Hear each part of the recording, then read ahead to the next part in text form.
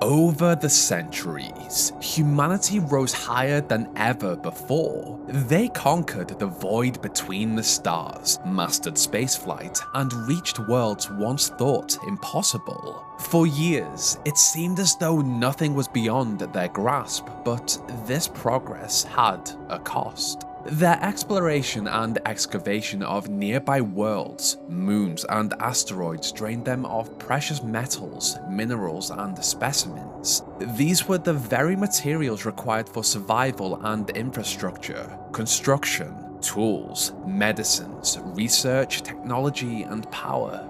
Their world depended on those resources, and as they dwindled, a crisis slowly took shape. But when Project Sisyphus was announced, there was hope. They called out for volunteers to embark on a mission across the stars, a journey that would take them away from their home, their families, and beyond any hope of relief or rescue for decades at a time. They needed people who could endure isolation, live self-sufficiently, and maintain professionalism without reliable communication. To become a part of Project Sisyphus was to make a great sacrifice for the many. But what was the mission? Well, through long-range telescopes, the project's team had looked to distant worlds and selected some they believed to be rich in metals and minerals. In this great time of need, 7 self-sufficient research stations were then constructed at great expense. The plan was to send a crew to each of these stations. Over time, they would orbit, study, excavate, and send shipments back home. When the crews were finally selected, the Sisyphean task began as they departed for their designated station. A project of this scale had never been attempted before, but humanity was desperate. On the journey, the crews were given extensive documentation detailing their mission, their destination, and the procedures for any potential emergency. 7 stations were constructed and manned for this mission. This story follows just one of them, Research Space Station Theseus. The 124 crew members on board were sent on a 7-year journey far from their outpost deep into the Chori system. Their destination was the desert world of Chori V. Once again rooted in Greek mythology, the name Theseus refers to the ship of Theseus, a thought experiment about identity. It asks, if a ship has every part replaced piece by piece over a period of time, is it still the same ship? At what point does it stop being what it was? What makes it the same thing, if anything does at all? It is also worth noting that Chori in Greek means to separate or apart. The themes of identity and separation would become central to what was to come for the crew of Space Station Theseus.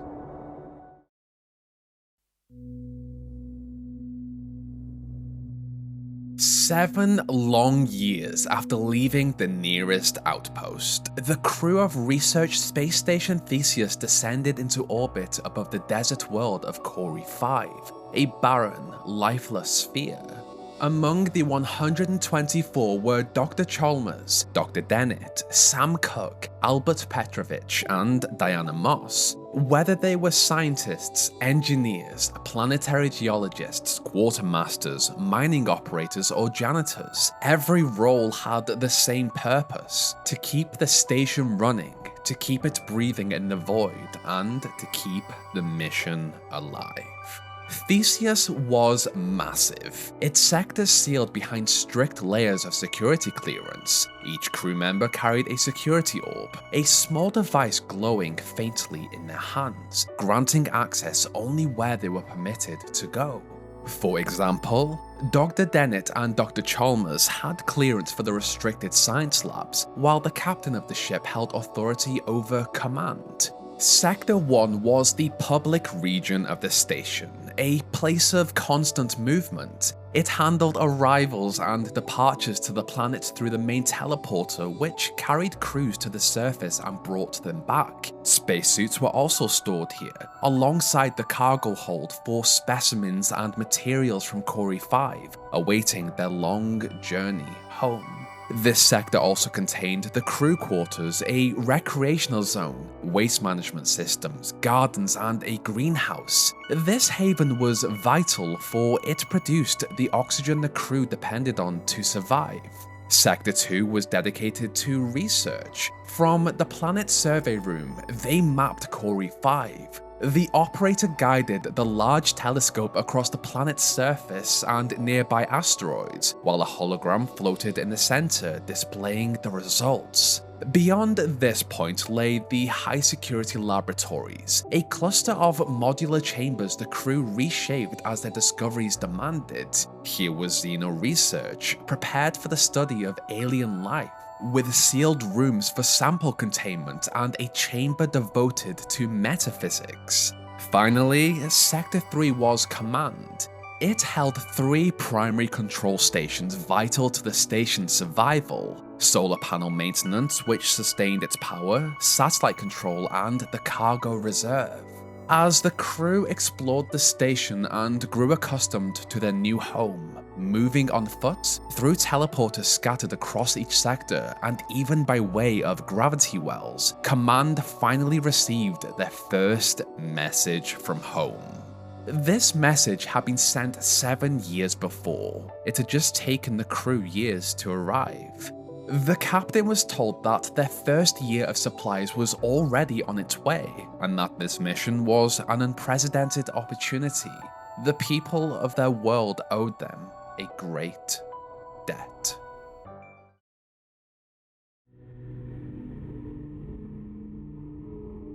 Having grown familiar with their new home, the crew were given their assignments. In the planetary survey room, the great telescope swept across the barren surface of Chori V, marking sites for exploration, survey, and excavation. Meanwhile, Command reported back to Project Sisyphus, confirming that they had arrived safely and settled into orbit. In return, Sisyphus informed them that their first shuttle of supplies was only 2 weeks away, and that 3 of the other stations had also confirmed their safe arrival in their own systems and worlds. They were still waiting to hear from the rest.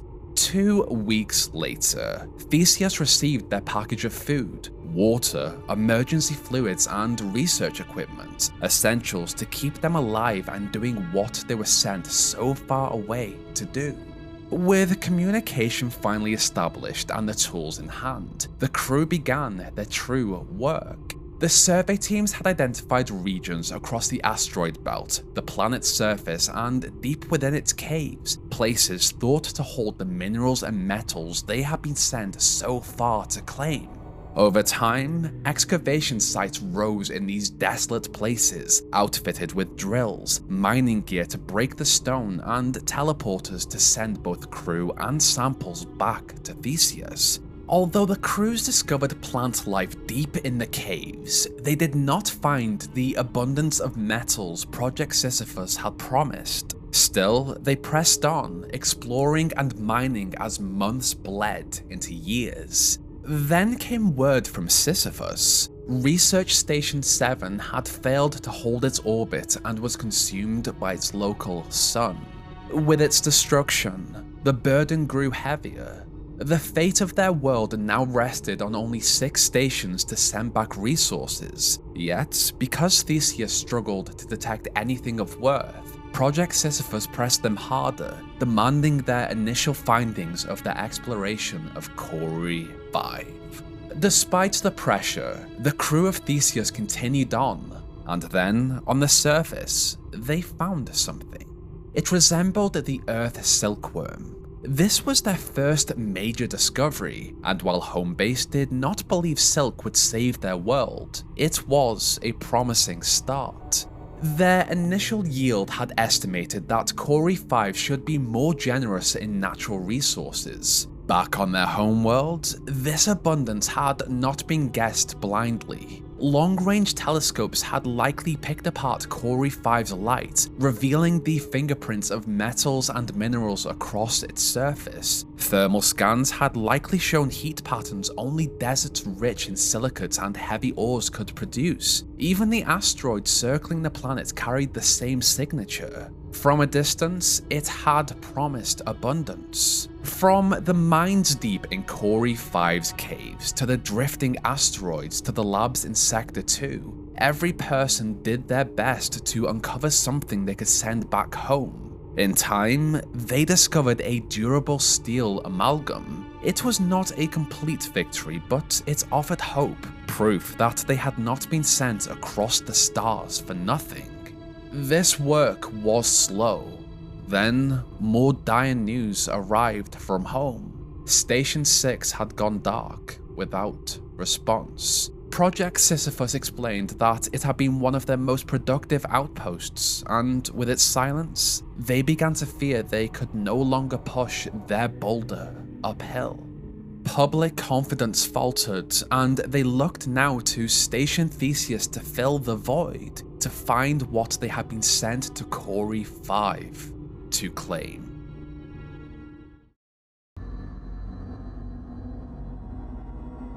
Several of the research stations sent far from home had already failed in their part of Project Sisyphus, and though Theseus had uncovered the silkworm, some fragile flora and a durable steel amalgam, it still seemed their journey had almost been for nothing. But then, the crew made a pretty remarkable discovery. Planetside of Chori V, the excavators uncovered a large slab of rock that appeared to have been carved into the shape of a human face. While the surveyors and miners pressed on with their work, the science teams led by Dr. Chalmers and Dr. Dennett turned their attention to this strange relic. At first, they believed it to be the creation of an extinct humanoid species, one that had vanished maybe tens of thousands of years ago. For years, they studied the face, and then they discovered something else. This was not a dumb slab of rock, it was alive. There were no moving parts, no conventional biology of the kind humans had always tied to living organisms, only a simple, steady, electrical impulse.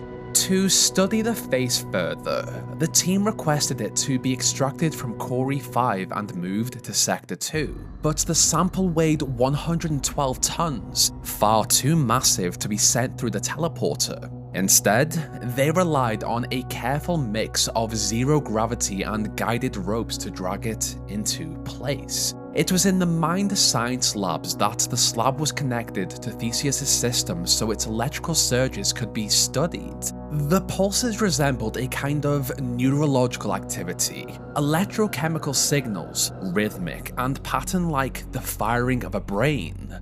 Some of these even reached outwards to some of the other rocks brought aboard for study. When the smaller rocks were brought into study, the team saw how they too pulsed with the same electrochemical activity as the head, and then came the revelation. The pulses were not random. Each stone seemed to answer back, their signals drawn towards the great slab. All of them were alive, speaking to one another with the head as their neurological hub. The science team were fascinated by this. The stones could not move, yet they signaled to one another, exchanging their pulses in silence. They seemed to listen, to wait, as though always watching. And so the crew named them the Watchers. Following the research of Watcher Sample 01, the head watcher, Dr. Chalmers and Dr. Dennett locked down access to the science lab. The sample had been red flagged for radiological activity as this signal left it, and so they thought it best to restrict access to it. As the months passed, Theseus sent shipments of minerals and resources back home while research on the Watchers deepened. Even Project Sisyphus was captivated by the thought of a stone with intelligence and urged the science teams to press on with their work. To better understand the Watcher network and its strange communication, the excavation sites on Chori V and throughout the asteroid belt were asked to extend their hours and to prioritize the unearthing of Watcher samples above all else. Even the teleporters were reserved for samples, the stones taking priority over the transportation of the crew. The work was grueling, but Dennett and Chalmers insisted the rock samples were of unparalleled scientific importance. The cargo hold soon filled with tons and tons of Watcher samples, each one pulled from their home onto the research ship. But for all the fascination, there was unease. Even among the miners, some like Arne and John spoke of the stones with suspicion, as though some things were never meant to be understood.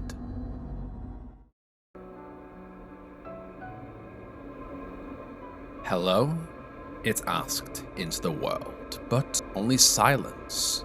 A Watcher did not communicate or interact with its environment like a human. It could not touch, taste, smell, see, or hear. For the Watcher, the world was thought alone. The endless chain of minds, each pulse a presence, each absence a void. Where humans sensed matter, the Watchers sensed one another. This Watcher knew it was no longer part of the great chain of communication. Something had changed. It was alone, but it did not know how or why. Then it sensed other minds again, and some were different. These minds too had been severed from the chain.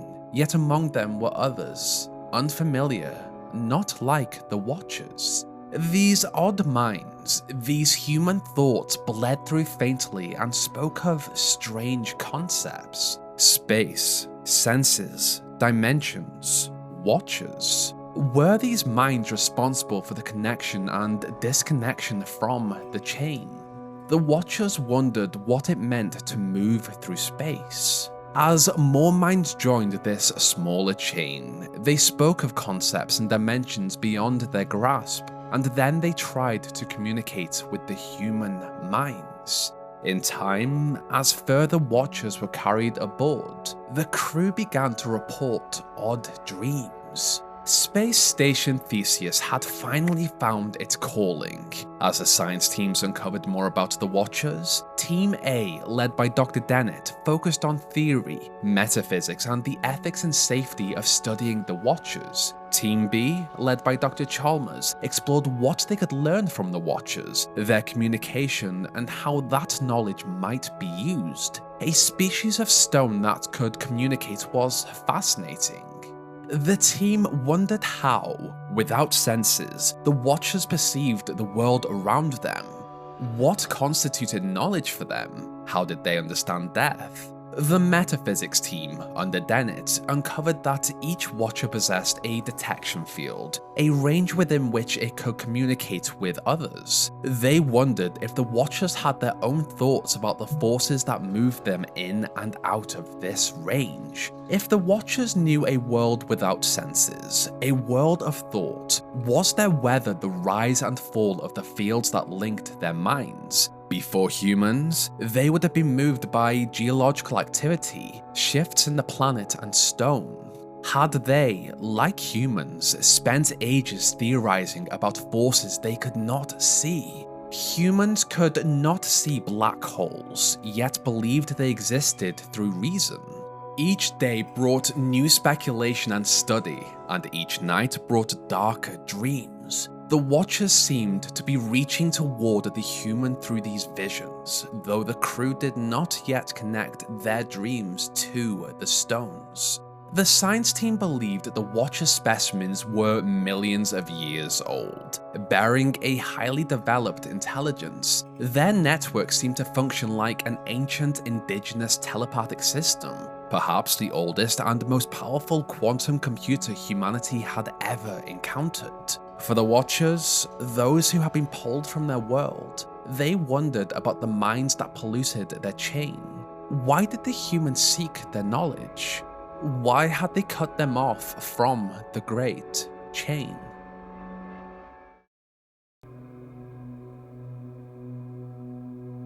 The science team of Space Station Theseus did not know that their actions had disrupted a global network that had existed for countless years, or that this disruption would have dire consequences. Within Xeno research, Dr. Chalmers and her team studied the Watcher's telepathic signaling, and from this research, she managed to reverse engineer it into a physical delivery system. Both Dennett and Chalmers had no idea what had been created, so they tested it. When activated, the device generated identical clones of the operator. With a second trigger, the operator's consciousness could be projected into one of these vessels. They called this the Swapper, and while it was visibly clear what it did, Chalmers and Dennett had different opinions about what was transferred.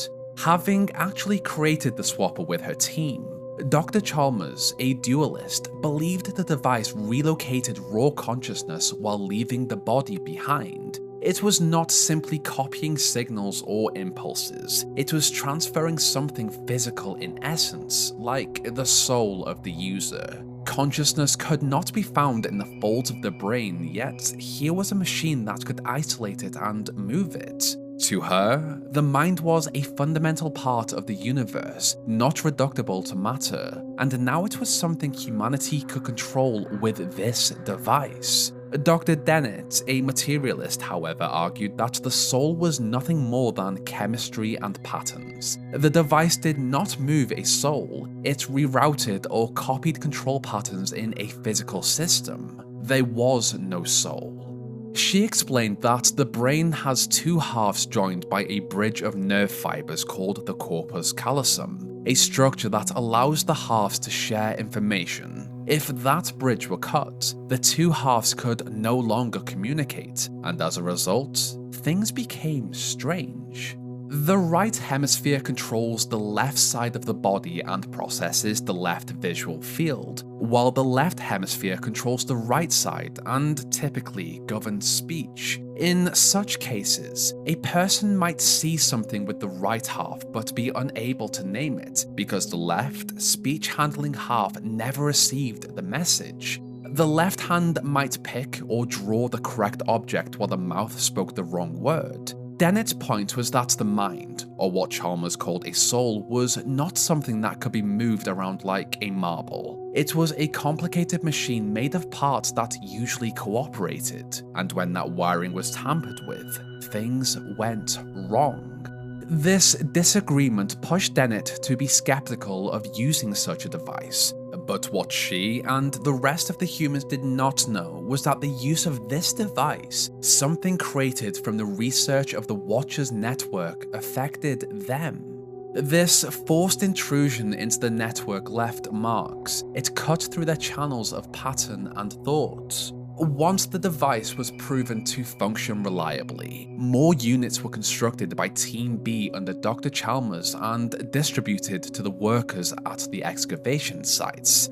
Field use promised not only to multiply manpower for the recovery of watchers, minerals, and samples, but also to give the science team vital data on how the device behaved beyond the lab.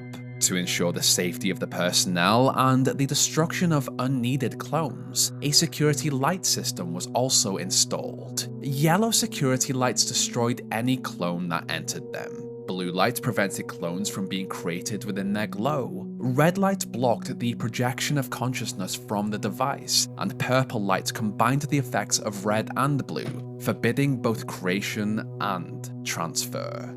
This additional manpower gained through the use of the Swapper was fantastic for the crew of Theseus, but as the days passed, some of their dreams grew stranger. They dreamt of rocks, and these visions unsettled many. At one of the excavation sites on Chori V, an entire team refused to use the Swappers at all, uneasy in its presence. Some even avoided being in the same room as the device. It was new technology, untested, and born from the study of the Watchers.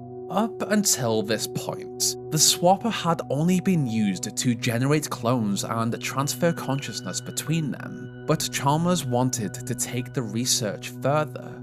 Despite Dennett's reservations, Albert Petrovich and Diana Moss volunteered for the first trial of a direct exchange between two crew members, and although the procedure itself was carried out safely, both emerged with their memories fractured and incomplete, leaving it impossible to determine whether a true swap between their bodies had actually occurred.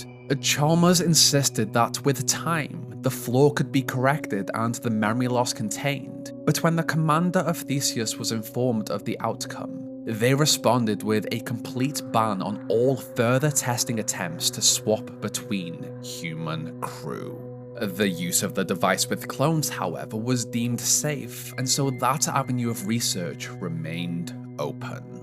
Chalmers was smart, and while she had been forbidden from testing on the crew, the station carried the preserved, living brains of terminal patients, sustained in nutrient-rich gel. Project Sisyphus had included them for medical study, a way to explore life extension and preserve knowledge that might aid humanity's survival so far from home. To Chalmers, they offered both a kind of existence beyond death and an opportunity to push the device further than the commander's ban allowed.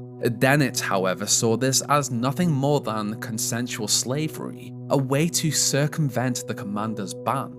The device's mechanism was still poorly understood, and to her, it risked doing irreparable harm to the captive mind trapped inside. But Chalmers truly believed she was prolonging their lives for a greater cause, even if Dennett argued that they knew far too little about the device to justify experimenting on minds that could not consent. Within the Watcher network, they had had their minds probed, and a change to their communication as something manipulated their chain of thought. A swapper. They wondered if it was a weapon. They longed to understand the strange entities of this other dimension, to find a way to be reconnected to the great chain of thought they had left somehow, a full and fruitful chain across a vast world. And so, they pressed deeper into the human minds.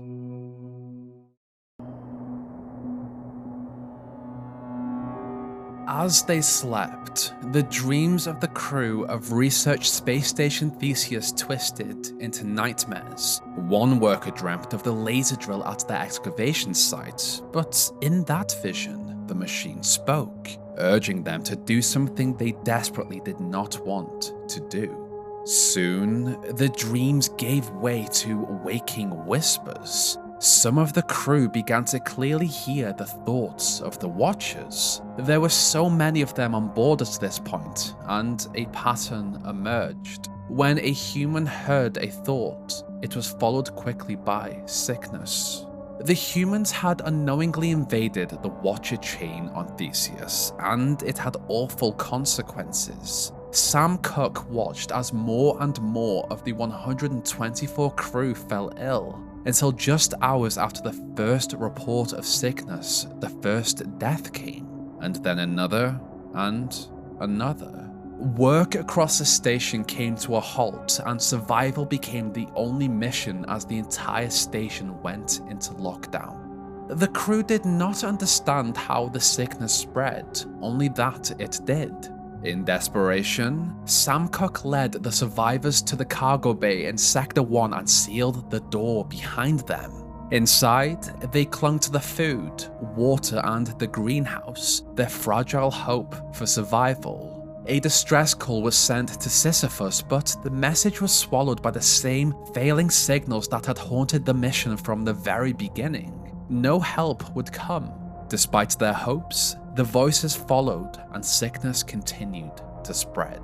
The next morning, the last senior crew member led the survivors into Sector 2 and disengaged the lockdown on the high-security labs. They hoped the reinforced walls would shelter them, but there was no escape from what was happening. In just 32 hours since the sickness began, 3/4 of the crew had fallen, only 30 remained. Confusion and terror consumed them as an unseen presence picked them off one by one, and as their numbers fell to 29, 28, 27, The survivors forced their way into command and sealed themselves inside. With time to rest and think on what was happening, Sam Cooke made a realization. The dreams of stone, the whispers, the strange thoughts, it was the Watchers. You are sick. You will die. Hurt, hurt, hurt, hurt, hurt, hurt. Why does the other mind scream inside? The humans have been pulled into the Watcher chain, but a human mind was never built to endure the raw signals of that network. With just 23 left, Sam and the survivors considered what they could do to save themselves. There were too many Watchers aboard to jettison, and once the voices began, once a human joined the network, it was already too late. When Sam heard the voices, as did the rest, he left a final message for any who might one day discover Research Space Station Theseus. Do not talk to the Watchers. As Sam and those final crew members accepted their fate within command, they did not know that 2 other members of the Theseus crew had locked themselves away in specimen holding in the high security labs, the place the brains had been stored for testing. They knew that the Watchers had killed the crew, and within here, they could block the radiological signals. The Watcher network spanned the entire station, and there was no way to escape it if they left this chamber. But Dr. Chalmers had an idea, a drastic plan. If no rescue was coming, their human bodies would wither and die. But if they could place their consciousness into another vessel, they might endure until help arrived. In a rare moment of agreement, Dr. Dennett accepted Chalmers' proposal. Together, they chose 2 of the preserved donor brains and fitted them with systems that allowed speech to the outside world. Once secured, each of them raised a swapper device and pulled the trigger. In an instant, their bodies collapsed and their minds awoke inside the waiting brains. These were the last 2 living human-like beings aboard Space Station Theseus. Back home, Project Sisyphus detected the attempted SOS from the station, but the message was unclear. They asked for Theseus to respond, but no answer ever came. Silence settled over the station as the Watchers accepted they might never rejoin the great chain they had lost contact with. As for Dennett and Chalmers, secured in a chamber shielded from the Watchers' broadcast, they had only time, and they had it together. Days became months, months became years, and years became decades. All they could do was talk.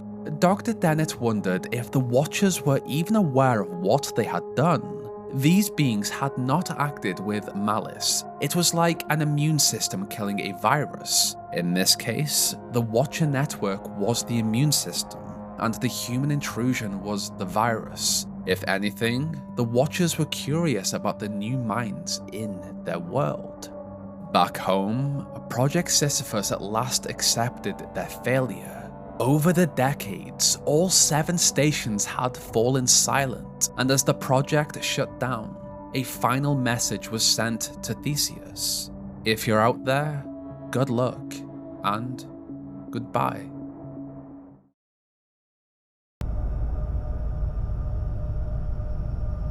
Over the next century, nothing changed. Space Station Theseus drifted in orbit around Chori V. The Watchers remained cut off from the Great Chain, and Chalmers and Dennett waited for a rescue that never came. 201 years of silence passed, and the station slowly decayed. Its hull breached from time to time with no crew left to mend it. Then, a small ship detected the derelict research station.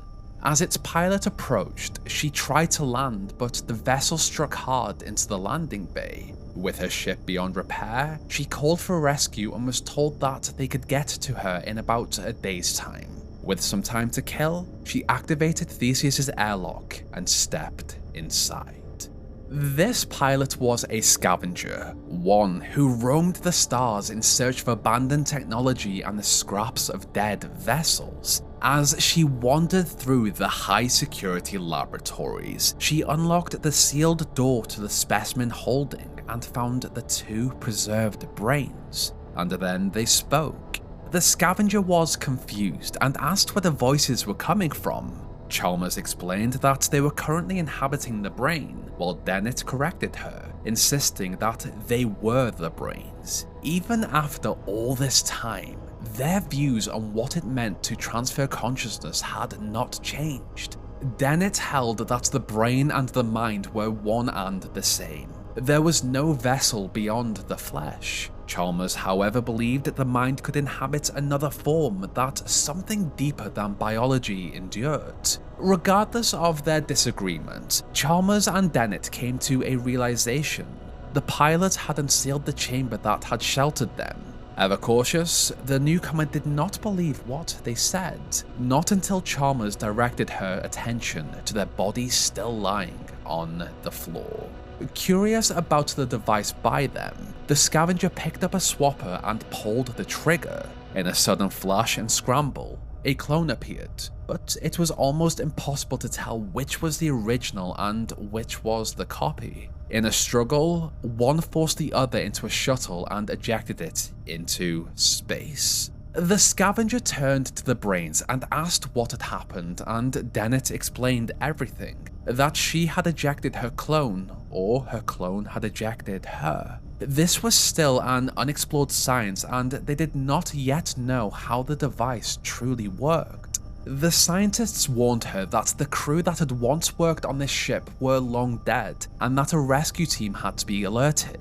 The scavenger replied that she had already called for help and that it would only take a day for it to arrive. But Dennett feared even a single day was too long. The lab had been unsealed, and an encounter with the Watcher would kill them within hours. Yet, after decades of reflection, Chalmers and Dennett each believed they had found a way to survive. The Watchers were practically indestructible, and there was not enough time to jettison them. So, Chalmers believed that to remove the Watcher broadcast which had killed the crew, they needed to stop the hub. That hub was the head Watcher. If one of them used the device and swapped with the head, the neurological hub through which every Watcher communicated, it would render them all harmless, and then they would simply have to just wait for the rescue team. Dennett, however, insisted that all they had to do was land Theseus on Chori V. Doing so would return all the samples back home. If the Watchers were home again, safe and reconnected to their network, perhaps they would cease killing. The scavenger recoiled at the thought, unwilling to trade her body for a brain in a jar. Yet, Chalmers pressed on. Even if the scientists had the power to force her, she said she would not use it. The choice had to be the scavengers alone. Remain here and die with them, or take the burden and carry the mission forward. In this dire moment, the scavenger was forced to act. She turned the device towards Chalmers' brain and fired. The device was not an exact science, and as the beam struck Chalmers' brain, it also touched Dennett's. In that moment of confusion, the 3 minds were pulled together inside the scavenger's body. Each one fought for control in a moment of horror. 3 minds, 1 body, 2 plans.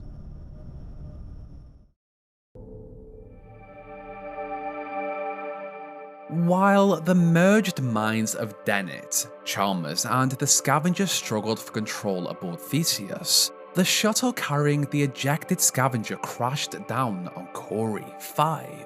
In search for a way back to Theseus, the survivor roamed the desolate surface until she found Excavation Site 24, long abandoned in the dust. The site had lain dormant for years, its systems cold and silent. Yet in the ruins, she uncovered a swapper device. In time, she learned its function, creating clones that moved at her command. Through them, she gathered the scattered encryption orbs left behind by the dead crew.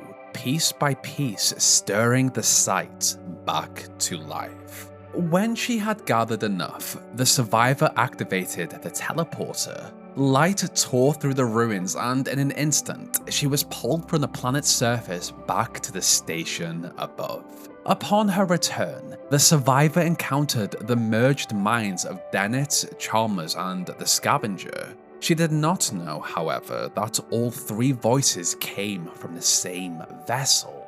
The scientists fought for control of their host body, each taking turns to guide her through the station and offer instructions. Chalmers and Dennett recounted the fate of the crew, the truth of the Watchers, and what had taken place within Theseus. Chalmers urged the survivor to reach the head and use the device to swap with it. Over the hours, the survivor moved through the sectors, gathering as many encryption orbs as she could. Under Dennett's guidance, she detached the solar panel modules to prepare the station for descent, but Chalmers warned that if the station was brought down, it might not land whole. With Dennett's plan in motion, the survivor entered Specimen Holding and watched the security footage of the merging. Only then did she realize why her exchanges with the three voices over the station's intercom systems had been so disjointed. Voices cut each other short, sentences collapsed mid-thought as the brain they shared broke down under the strain. By reactivating Theseus with the gathered encryption orbs, the survivor unlocked access to the lab where the head was kept. Within the shared body, the minds of Dennett, Chalmers, and the Scavenger shifted constantly, but Chalmers fought to drive them closer to the head. She truly believed that by swapping with the head would stop their deaths. Despite Dennett's pleas, the Scavenger sided with Chalmers and seized control of the body. Together, they aimed the device and fired at the head. From below, the survivor watched as the body of Dennett, Chalmers, and the Scavenger collapsed, and then, nothing. Chalmers' theory was wrong.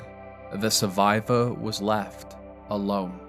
Upon her ascension to command, the survivor received a communication from Rescue Charter 509A. It was on its way and would arrive in 13 hours, but troubling readings had been detected aboard the station. They warned her to leave the station before their arrival, for their safety as well as her own. While preparing the landing protocol and gathering the remaining encryption orbs, the survivor noticed something strange. New Watchers had appeared on the ship, 3. Each thought echoed that of Chalmers, Dennett, and the Scavenger. Through their interaction with the head, they had essentially become Watchers, new links in the Watcher chain. With the gathered encryption orbs, the survivor activated the landing procedure, and just as Chalmers had foreseen, the landing was compromised and Theseus crashed.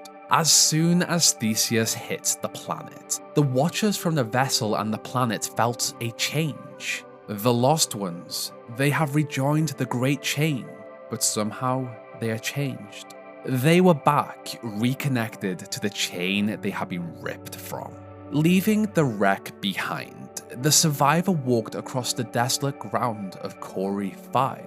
From the cliff's edge, she watched the rescue charter descend. From it stepped out one of the rescue personnel. He told the survivor not to worry, that they would get her home. He just had to complete a risk analysis. Though she appeared stable at first, the readings around her were off the scale, and he recommended full quarantine protocols for her extraction. The charter, however, responded that they did not have those facilities on board, and they were not confident they could safely extract her without it. To keep the crew safe, he was ordered to take every precaution and return to the charter, to leave the survivor behind. This was a cruel order, but the safety of his crew meant everything, so he apologized and turned. The survivor had been through so much, and in this moment, she risked being left behind. She had discovered Theseus, being cast into space, fought her way through the station, and now she faced a choice. one that would not only impact her life, but others.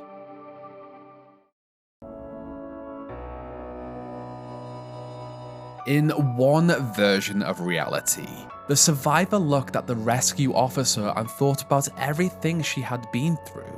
She had been told what the device could do. She had used it to create clones and swapped between them to navigate the puzzles of the station. In a moment of desperation, the survivor aimed the device at the rescue officer and fired. In an instant, she awoke in his body while he was hurled into hers across the ravine. This would have been terrifying for him, and in his confusion, he fell into the void below.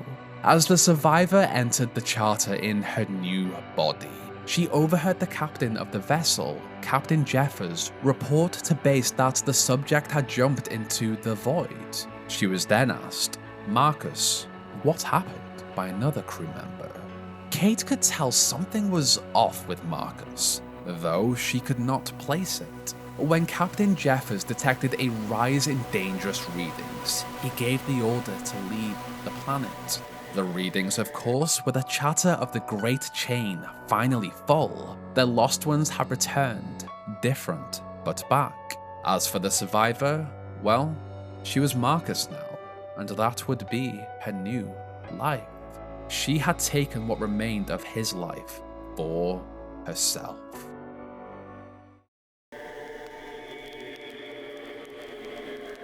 In another version of reality, the survivor watched as Marcus returned to his ship. She knew that by swapping with him, she would damn him. Aware that being left on this world meant death, she chose to take the plunge on her own terms. As the survivor fell, she heard the thoughts of the Watchers and they heard hers. Another mind that was dying, a disconnection from knowledge. And they knew it was her choice to avoid a worse fate.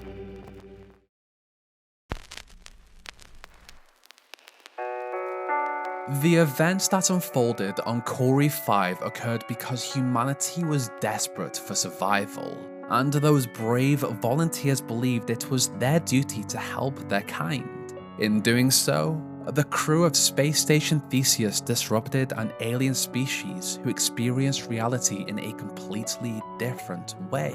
As Sisyphus dragged that rock up the cliff in Greek mythology, the Watcher rocks pulled Project Sisyphus down. It was, in a way, hauntingly poetic. If ending one is to be followed, did the survivor become Marcus, or was she still herself in Marcus's body with his life, relationships, and beyond? It tracks back to that ship of Theseus analogy. If every part of a vessel, or in this case, a person, is changed, are they still the same person as they were? In a larger scope, every station that Project Sisyphus sent out into the great unknown fell too. We only know the story of what happened to Space Station Theseus on Chori V. Did those other 6 stations encounter similar fates? A story like this is great because it leaves more questions to be answered, more tales to be told, and the question of if there were actually any villains. Humanity was not aware that they had disconnected so many minds from a world, and the Watchers were not aware it was because of the intrusion of their great chain that the humans had died. If there is any consolation, it appears that humanity did survive the resource crisis to an extent, as there were still humans exploring space over 100 years later. As for the Watchers, they simply would have continued on in the Great Chain world.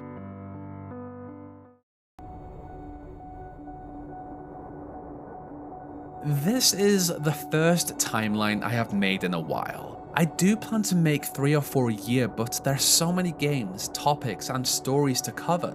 The Swapper has always held a place in my heart. I love the puzzle gameplay and the dark story of a space station wiped out by an unseen force, brains left to only communicate with each other for a century, and those philosophical conversations that come from this. I could go over the themes again, but I feel like I would just be repeating myself. The name Theseus being an analogy for parts being swapped out but retaining identity. The planet's name Chori being Greek for separate or apart.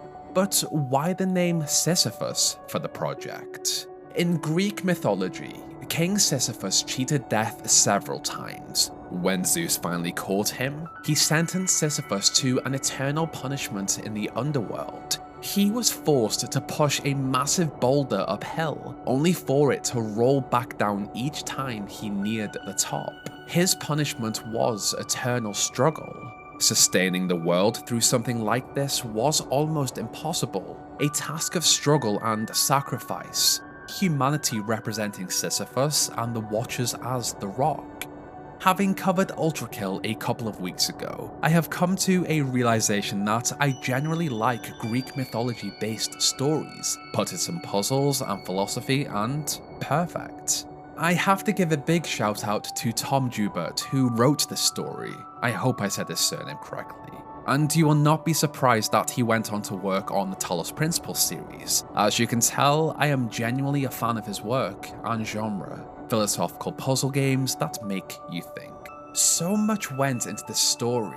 Not just the fall of the station, but Dr. Chalmers the dualist and Dr. Dennett the materialist were based on real-life people. Dr. David Chalmers is famous for coining the hard problems of consciousness, of why and how physical processes in the brain give rise to a subjective experience, while Dr. Daniel Dennett has rejected Dr. David Chalmers' framing for hard consciousness. He believes that consciousness is explainable through cognitive science and neuroscience. There is a whole rabbit hole I could go down with these two. I also mentioned in the story of an experiment in which a subject had their brain split when the corpus callosum was severed. Those experiments really happened in the 1960s.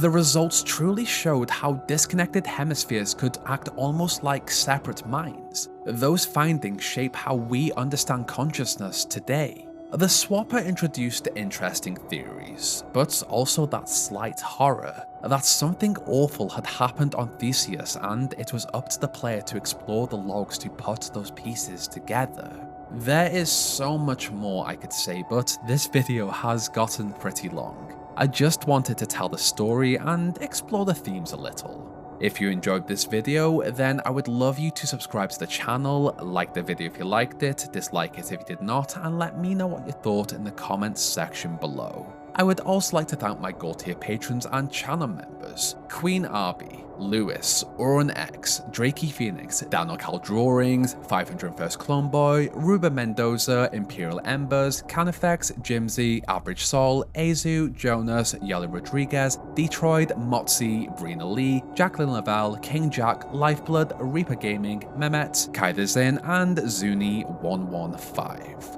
What did you think of this timeline? What is your view on the Ship of Theseus thought experiment? And what would you like me to cover next? Let me know in the comments below.